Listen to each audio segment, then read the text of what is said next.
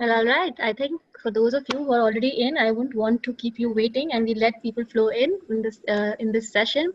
Welcome to our next session on a fireside chat on talent management for demographic extreme. I think this is a very relevant topic, looking at the kind of generations and the number of generations we have at the workplace today. So this session is really going to focus on how truly technology is enabling multi-generational workforce at the workplaces. And before I introduce our panelists, do remember I'll share a secret code in this session for your leaderboard activity. So stay tuned during the session to pick up that secret code. And let me now take this opportunity to invite the chair for our session, Madhavi Lall, Managing Director, Head HR India for Deutsche Bank. Madhavi brings extremely rich experience of 25 years in the human resources space through a lot of large organizations that she's been a part of. Madhavi, thank you so much for accepting our invite to chair this fascinating conversation. With that, I will hand it over to you to introduce our panelists and take the conversation forward. Thank you, Megha. It's such a pleasure to be here. And this is actually the first time I'm doing this virtual conference, and I think I'm looking forward to the technology. So I have very esteemed colleagues here with me on the line. I have got Dr. Firmin Dalal. He is the Deputy CEO and Group Director for Human Capital Development Group, National Council for Social Service Singapore. So he brings rich experience in HR practices in the social services sector. He is based in Singapore. So welcome, Doctor. Good to have you here on the panel. Hello, welcome everyone. Thank you. And my second colleague is Yazad Dalal. He is the Senior Director, HR Transformation Oracle in Asia Pacific, Singapore. So he's also based in Singapore. I was asking Yazad, how do I introduce you? And I think what I really like to, when I heard that I'll share with this group, Yazad, actually his key role is to help companies modernize employee experiences. So Yazad, look forward to some deep insights from your experience in this conversation that we're going to have today. So when People Matters reached out to me, for this, and I was very excited about the topic for sort of two reasons really. The one is, life expectancy has gone up. So if you look at a few years back, people retired when they were 50. When I started my career, I wanted to retire at 50. And I've crossed that, and I don't think I'm ever going to retire. And retirement age has gone to 60, and in some countries, retirement age has actually gone away, which means people are going to live longer, they'll have to work longer. So we will have a point of time when we will have probably 5 generations working together. So this topic, I think, is really relevant in the society we live in. The second reason is that, I saw this movie, The Intern. I was very intrigued by the fact that somebody who'd given up their job came back to work. So we had a baby boomer working for Gen Z, and that was really sort of an intriguing, point of view from HR for me.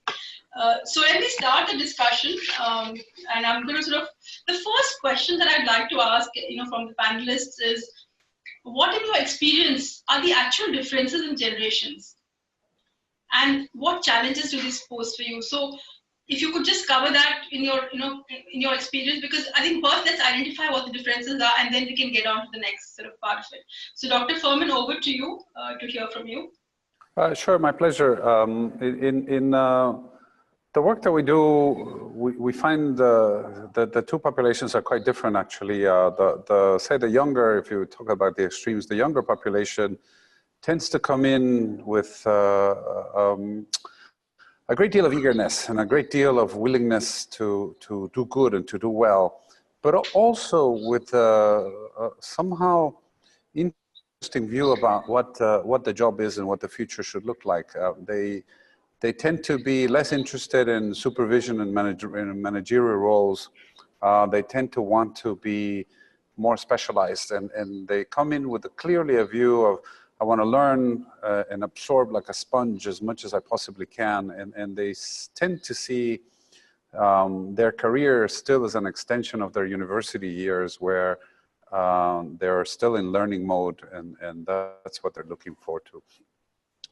At the other extreme, what we find is people who are more than happy to lead if they have to, but more than happy also to come in to do good and to do well when they do good, and they seem to be far more interested in the meaning of work as opposed to any aspiration that they want to learn. That's of course understandable. They've had a full career. What I also find to be very different and very interesting is that as much as we talk about the new economy and the gig economy, it's the older generation that tends to be far more interested in opportunities to work in projects or part-time, or can I just work mornings or afternoons, or far more willing to look at alternative employment options. Whereas the younger generation isn't as eager to do that.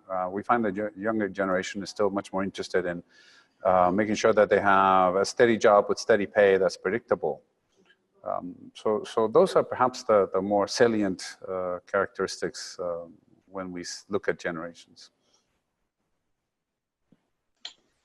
Okay, thank you, Dr. Furman. And Yazad, over to you. What do you think are the differences?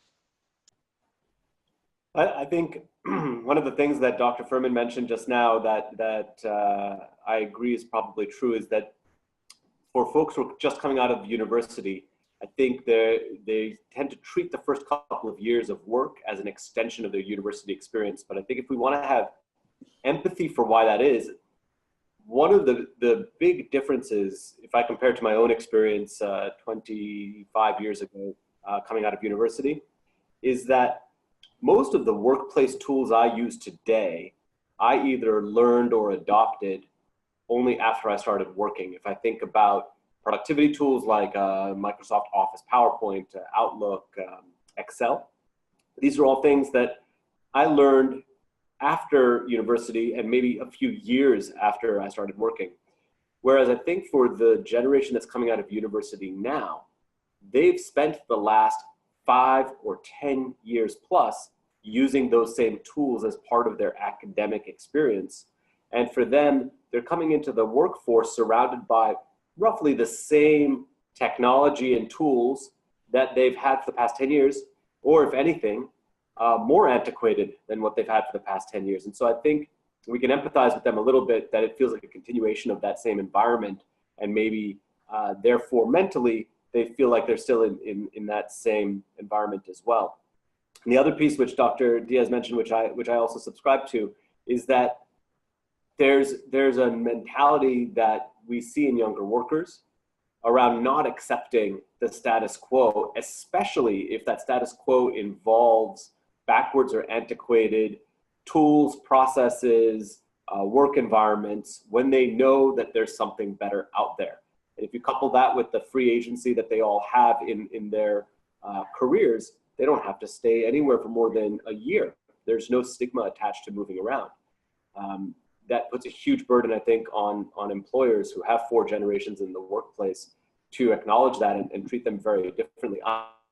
I'm Generation X, and I'm not on the cusp, but there's people only maybe 4 or 5 years younger than me who would call themselves Generation Y or millennials. And the difference in our approaches, I think, are tangible. And I'm jealous in some ways at the freedom that they have, the freedom of thinking, where there's much less of a tolerance for the status quo. I try to be more like that, but I think sometimes I have a little bit more of an older generation mindset. So in your experience, Yazad, how do you think we can leverage technology to sort of bring the generations together? Does this technology have a role to play or not? I mean, I think the one example I've seen that's been very successful at a number of companies is reverse mentorship. And there are 5, maybe 6 people at any given time whom I spend time with, whether you want to call that a mentorship relationship or maybe something less formal. Speaking, it's traditional, they're asking questions or advice. But what I'm seeing in other organizations, and I've tried to adopt this for myself, where I can find a willing mentor, is to find younger people to mentor us, because there's a whole set of things and set shifts that plus with. I'll give you a tiny example. I personally don't like WhatsApp. I have to use it because everybody uses it. I don't like WhatsApp. I feel like it brings a false urgency to communications. And I had a relatively young person from the team last year, and I said,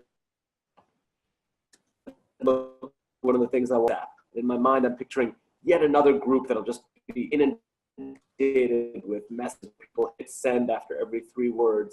And actually looking back, the people I work with feel that that's actually been, that WhatsApp group, our team has been the #1 glue that keeps us together. We experience together, we share together. So I think we have a lot to learn from the younger generation, and instituting reverse mentorship is a way of doing that.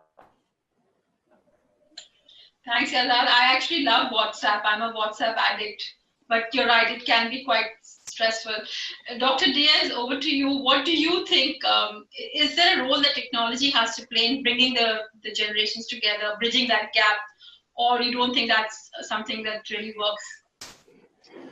Actually, I am with you. I think WhatsApp has closed the generation gap significantly. I can tell you that I do it at all aspects of my life nowadays. I WhatsApp not only with my staff, I WhatsApp with my team of colleagues, I WhatsApp with my students at the university, I WhatsApp with my children. It has become the instant way to communicate, and I think that's a big role that technology is playing. When you see versions of WhatsApp turning into internal communication tools, when you see versions of that also turning into the new way to do performance management, then you begin to understand, I think, that the impact technology is having is not WhatsApp itself. It's more the ability to do instant group communications and to share in a way that we weren't really able to do before. It's also interesting because what it has done is it allows you to have conversations. Instead of having conversations in real time, you can have conversations in virtual time. So I may be up at 2 or 3:30 in the morning, which I often am, and think of something that I just type into my WhatsApp, and I know that whoever I'm writing it to will see it at whatever time they happen to see it. And somehow it's a more direct way to communicate than the traditional email or waiting for somebody to do a phone call. The technology has changed not just the way we work, but also in many ways the way we live. I don't know if you do, but I have younger children that date, and they don't date on the phone like I used to. They date on WhatsApp, they chat. And I think that translates into what's happening at work. I see Yazad's point, which is we really should try to figure out a way to communicate face-to-face more often than not. However, I think this newer generation is beginning to find a way to make this type of communication meaningful for them. And as much as I am in the same camp as Yazad, that somehow nothing beats face-to-face, I think we need to embrace the fact that that's not the way this younger generation feels about it. And so all of us that are in the older end of the spectrum will do well, I think, to not try to force the new generation to do it our way, but to learn to do it their way, because I don't think they're going to change anytime soon. Thanks, Doctor. We already have a lot of questions on the chat, so I'm going to ask you, I think I'll take those questions because some of them are very interesting. So we have a question from Shalini Sharma, and Yazad, she's asking you this question. The only challenge for baby boomers or older generation is to unlearn the traditional and to continuously be under pressure of learning the new. How can we make the process of unlearning easier with technology? And I think it's something related to what Dr. Diaz just said, and maybe if you can just take a stab at that question. Let me give a cheat answer and say that the easiest way is for those baby boomers who have nothing to unlearn. And I love to use the example of my mother. The reason why she's more of a smartphone expert user than my father, and my father spent 35 years at IBM. My father had email since 1973. But she's more technologically advanced than he is for one reason. Until she got a smartphone 8 years ago, she had never used a computer. She doesn't have the same expectations that we do because she doesn't know what a file is or a folder or what the start button looks like. She doesn't know how to launch a browser or the experience or the slow experience of waiting for websites to load. Because she's got nothing to unlearn, she becomes an expert in the new technology that she adopts. So I think that's a big advantage that baby boomers and older generations have, in the same way that, you know, emerging markets have that advantage. It's leapfrogging or skipping a step. Your adoption goes up if you have nothing legacy to remove from your tech. But then if you take the example of my father, who had 50 years of technology experience, there is a reluctance to adopting new processes. And one example is, I think he uses WhatsApp like email. He doesn't respond to almost anything unless it's specifically addressed to him. And I think there's something to learn in both directions of that, right? He doesn't want the frivolous back and forth. I think for a lot of us, and it's regardless of generation, what the technology pace of innovation has done is it's raised our expectations significantly. Not just technology, which is everything you think it should do, it should do. I've seen, you know, the first time that we all realized subliminally, no longer have to press X to close a picture. We can swipe it away. From that moment that we all kind of realized that, the next experience we had with the X, we got frustrated. It takes only one experience to set an expectation. And what I think is happening is, well, technology, we're having the same approach.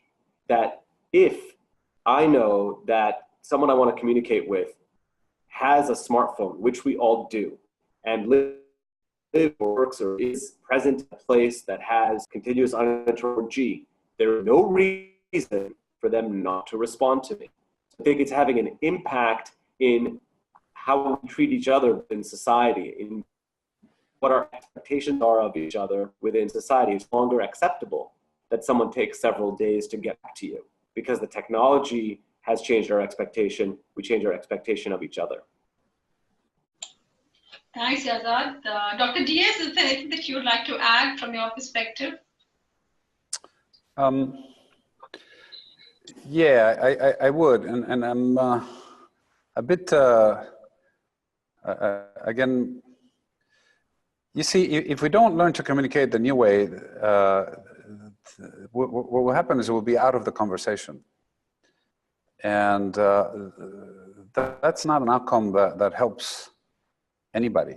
But least of all, it's not an outcome that helps those that refuse to become part of it. So that's really my point. I think when the person that asked the question, which I found very insightful, asks how to unlearn, I don't think it's so much, well, okay, maybe it is a bit about unlearning, and Yazad made a good point that his father treats WhatsApp as email. So you do have to unlearn all behaviors, but in many ways, it's also about learning entirely new ways of doing things and adapting to it.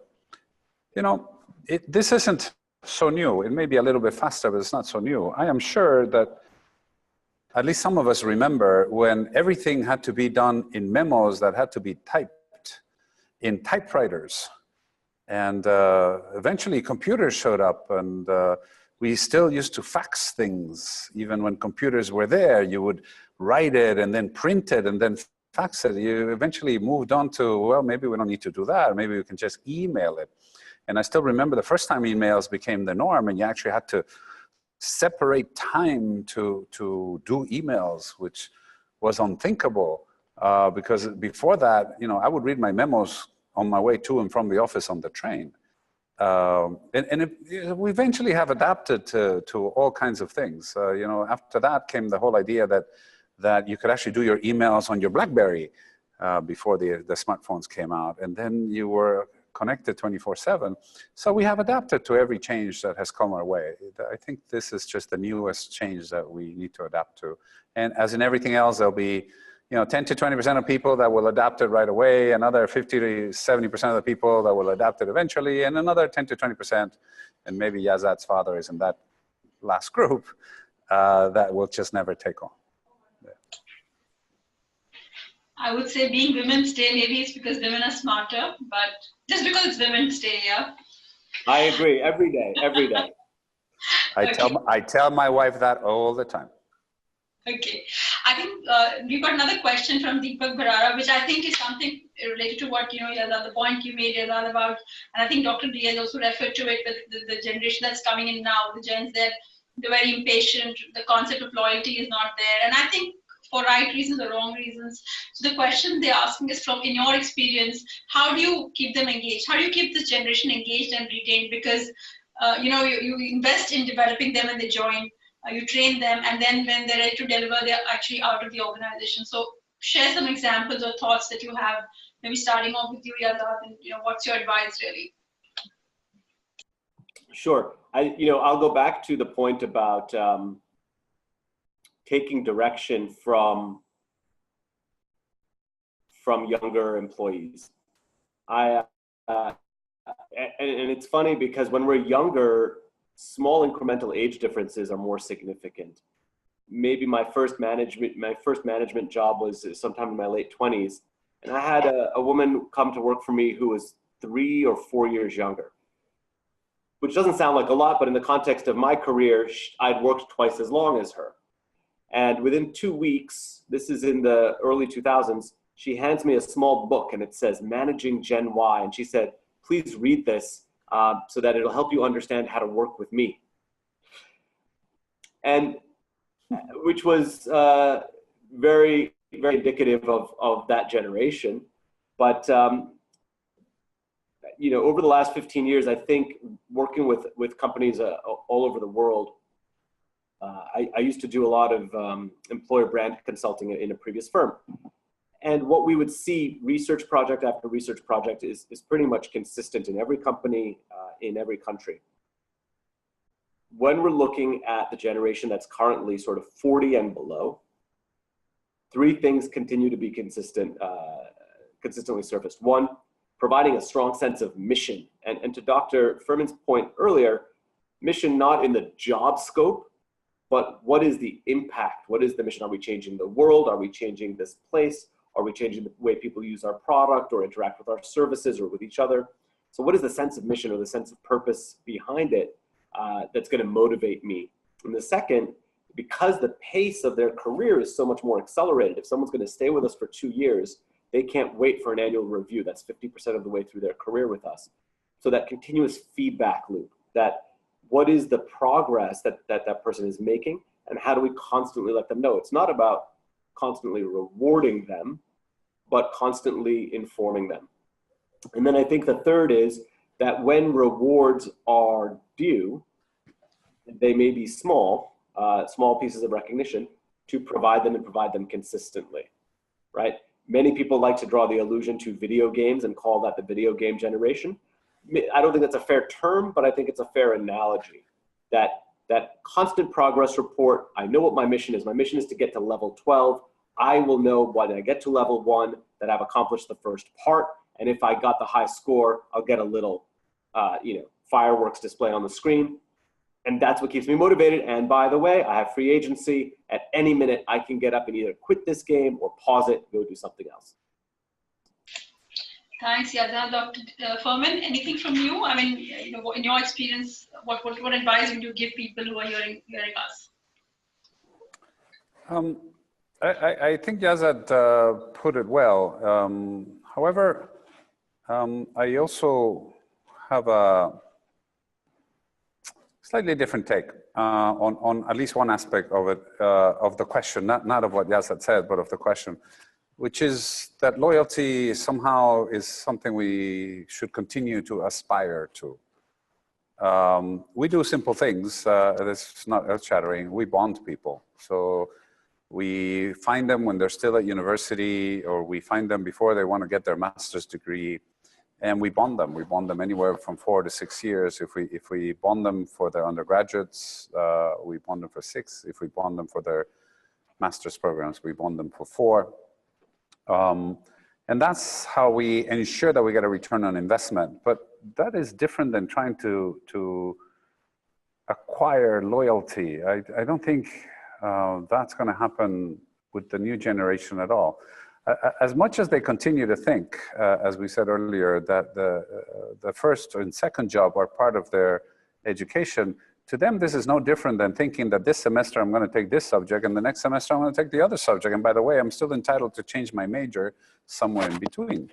So since they continue to see it that way, they don't understand this concept of loyalty and how do you actually expect me to be loyal in the first 3 to 4 years that I'm going to work when I'm still learning.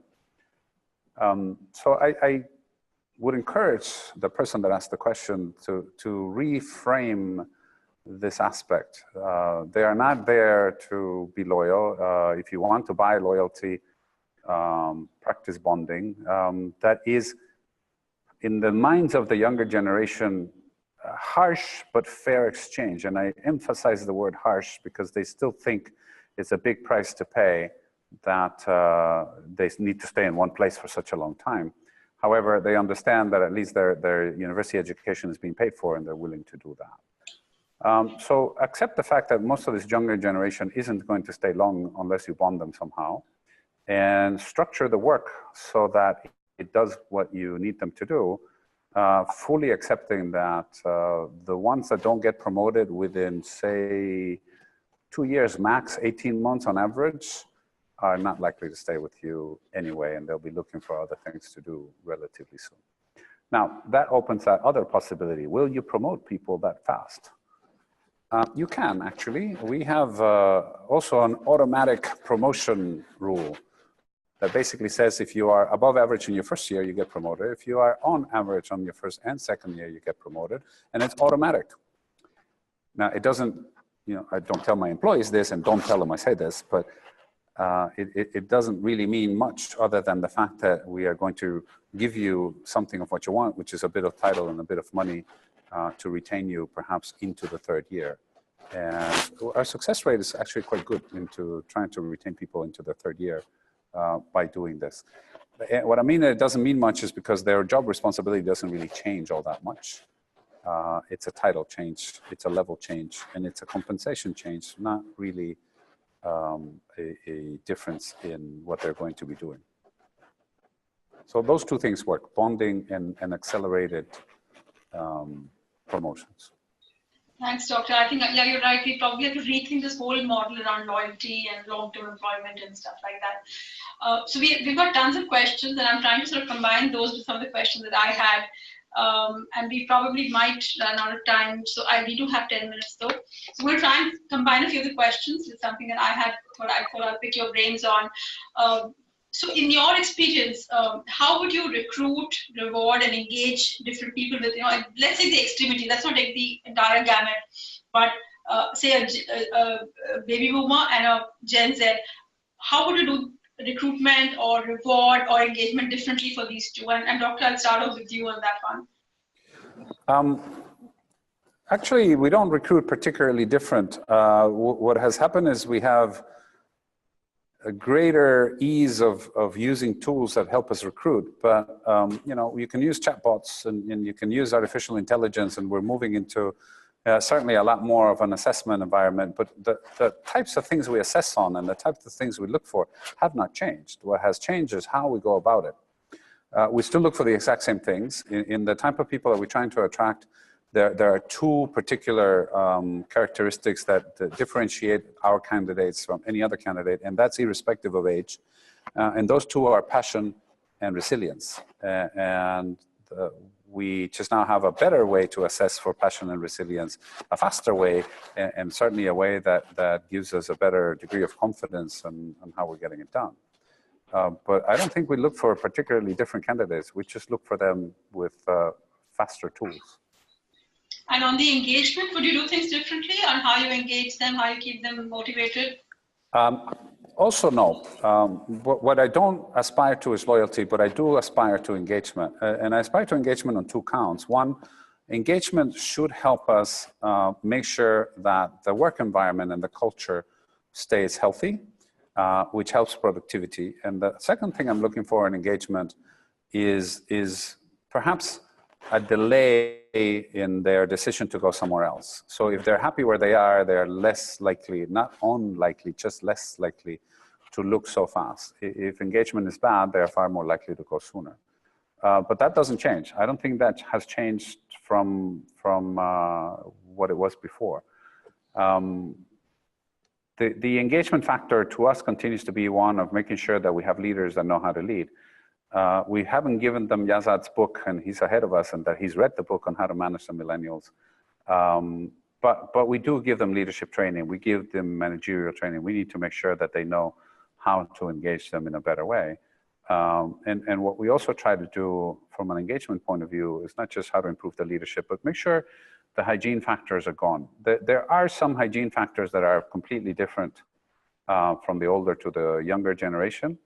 In particular, there's two things that always stand out. The younger generation isn't really interested in benefits. I think they think they're immortal. They are never going to die or get sick. Whereas, anyone over 50 knows full well that at some point they're going to get sick. So benefits makes a big difference. And the other thing that makes a big difference, I think that the younger generation is more keen on it than the older generation, is the ability to bond together, the ability to have, a day out together, have pizza, have, games, have something that is, let's share some quality time. That's how they used to deal with their friends at university, which is, let's go out, eat, and let's go do something. So that part, they also want to continue into the beginning of their work career. We used to have so much fun with my friends. Why can't my work mates be my friends? At university, all of these other kids were my friends, so I want all my employees, all my colleagues to be my friends too. So I think that is also a bit of a difference in the two sides of this spectrum.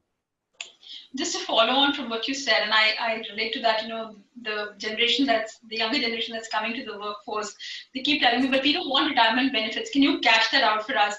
Would you recommend that? Would you recommend cashing out some of the retirement benefits for them?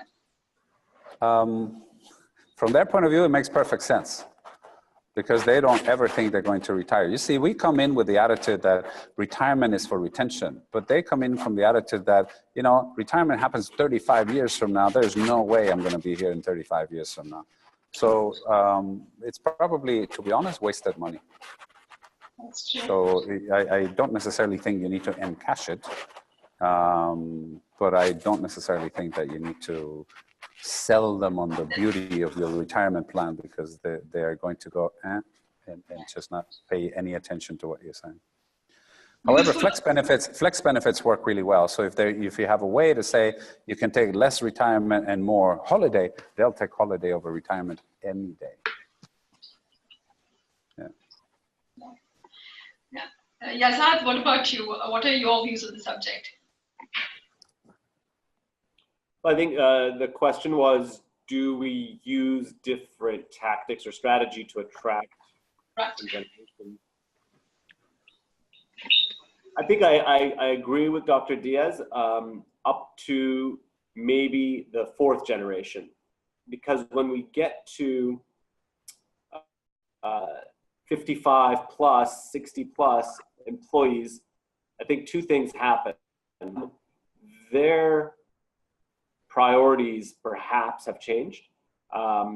If they've already had a full career, maybe they've had 2 full careers, and now it's that last 5 or 7 or 10 years where they may be looking for something vastly different, reducing the pressure, or if they were managers to become individual contributors, or move from high stress to low, or vice versa, no travel to full travel, or vice versa if they are empty nesters.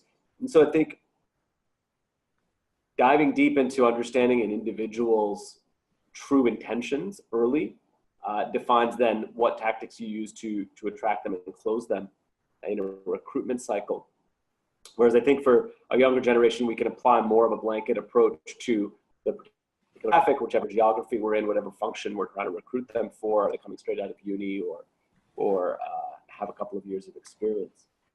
What I find though, in the sort of first 3 generations, that 20 to 55, we have an opportunity now to be much more open and transparent. Along with free agency also comes with tremendous access to knowledge and understanding that I don't think any entry-level worker ever had until 10 years ago. They know how companies classify them. They know how employees are ranked, measured, and while they may not have a deep self-awareness already, they're beginning to understand where they might fall into that, right? If that's a pick between power, affiliation, and achievement, they might already start to have an idea of where they fall in that scale. They're already aware that maybe we're measuring them on who are our leaders and who are our followers, one not being any better or worse than the other. Who are our thinkers and who are our doers? We need equal numbers of each. So why not be honest with them and say, what we're looking for in this role is this type of person. So we're going to try and use tactics that attract followers that are thinkers or leaders who are doers, depending on what the role requires. That for this type of role, we're looking for people who are driven more by achievement than by power. So let's modulate our pitch. We can be transparent in the recruiting process where we actually even confront the candidate and say, we're looking for these. How do you self-identify? They're a lot more knowledgeable and self-aware, I think, today than any job was 10 years ago. Thanks, Yazad, for that. And would you, same question to you, would you tell a new joiner, in the young generation who's joining us saying that, okay, I'm going to cash out your retirement benefits. Would you do that? No, whether they like it or not, I think to a certain extent, we have to adapt to the expectations of younger generations. But I think there is also a responsibility that probably should start with parents, but if not, then with educators, and if not, then with us, the employers, that there's a reason for certain safety nets that employers provide. And there is a benefit to it that while you may not at 22 see it today, that we provide to our employees. Because while you don't think you'll be here forever, you might. And if you are, and you didn't avail of this, you will be very angry at us, and more importantly, at your younger self 20 years from now. Okay, well, thank you. I think we're kind of running short of time now, so I will just pose the last question to you. What is the one piece of advice you would leave with those dialed in terms of how can they build an organization that recognizes multi-generational diversity and just becomes inclusive? Yazad, maybe starting with you. I think it's okay, and I say this as an American living abroad, so maybe I don't have to be as politically correct as I would if I was back in New York. But I think being direct and recognize generations in the workplace, and be transparent to say, this cadre of people, we recognize that you are earlier generation, and this cadre over here, we recognize that you are in a later stage in your career, and therefore you are going to be treated a little bit differently, hopefully in positive ways. Provide us with feedback about what's working and what's not.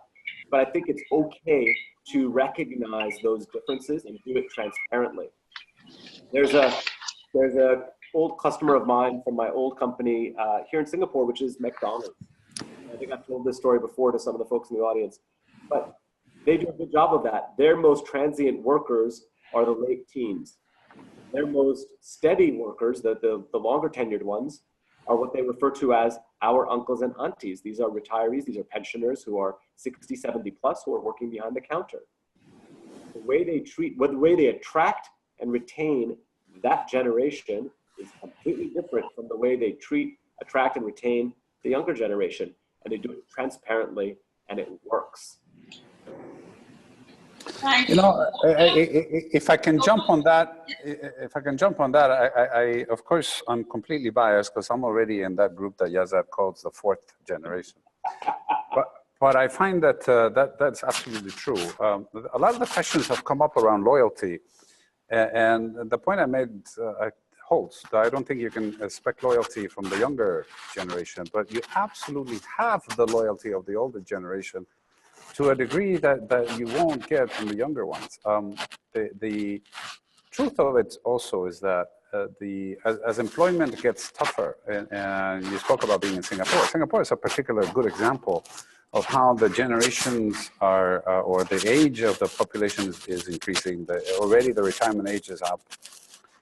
So the amount of workers that we're going to find who are in the 55 plus category who still have 10 to 12 years of productive life is going to be greater than the amount of employees that we're going to find who are in their early 20s. And yet we don't do enough about it. I think too much of the literature and too much of the effort of the HR community has gone into what do we do with the millennials, and insufficient effort has gone into what do we do with this so-called fourth generation. There is a lot that we should do with them. There is a lot more that we can get. You will get dedicated work. You will get basically knowledgeable, savvy employees that will wear the brand always. And you will also get the ability, I think, to instill cultures and values that will help you with the company. One of the tricks, of course, of this new gig economy is how do you build virtual cultures? How do you create culture when people are just part-timers? And I think one of the interesting things that can happen is that you can do through your more senior generation. So I couldn't agree more with what Yazad is saying in terms of, yes, of course, we should pay attention to the younger crew, but it's the older crew that I think where you're going to get the best return on your investment. Thank you, Dr. Furman, and thank you, Yazad. Thanks for a fabulous session and fabulous inputs. And I'm going to sort of pass on to Megha. Thank you so much, Madhavi. Thank you, Yazad and Furman. In fact, in the question and answer section, we are getting responses from folks who are listening to you that how exciting and enriching this conversation was. So thank you so much for making this conversation so interesting. And thank you everyone for being as enthusiastic audience as you all are always. Before I close and before I let our panelists leave, let me just share the secret code for this session for your leaderboard contest. The code is Talent Demo 17. I will just spell it out so that you get it correctly. It is hashtag TALENTDEMO17. Talent Demo 17. Thank you so much for joining us. We have a break and then we will come back with the last two sessions of People Matters Talent Tech Evolve virtual conference. So do stay tuned in and see you on the other side of this break. Thank you, everyone. Thank you. Thank you. Bye-bye. Thanks, everyone. Thank you. Bye-bye.